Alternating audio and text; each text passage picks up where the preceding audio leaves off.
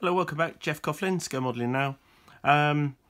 So here we are. The tail cone, sort of gunner's position, sort of blister, whatever you want to call it, is now on. It's been super glued onto the rear fuselage.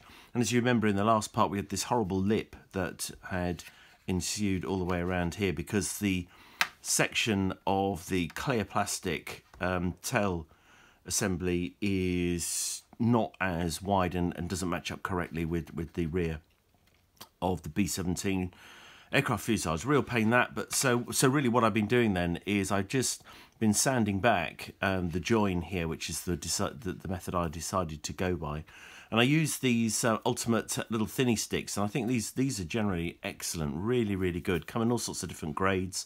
You can see the link off the ad box on the contents page to Ultimate Modelling products, worth a good look.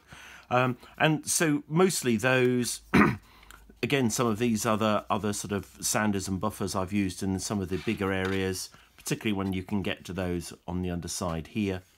And I've been using those here. And to finish off, again, really fine thinny sticks here. And again, more ultimate sort of buffers and polishes and sanders here. So that's where I'm up to.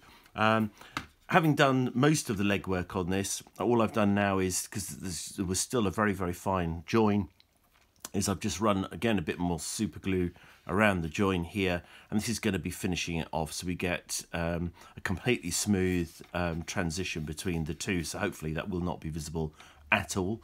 And then what I'm planning to do is probably a little bit of rescribing around that area, and also a little bit of riveting too. And in the process of doing that, I noticed that there was a little ghost seam that had emerged here, so all I've done is dug that out and put in some more super glue, and that's also ready for sanding and buffing. So that's the next step here, and I'll get on with that.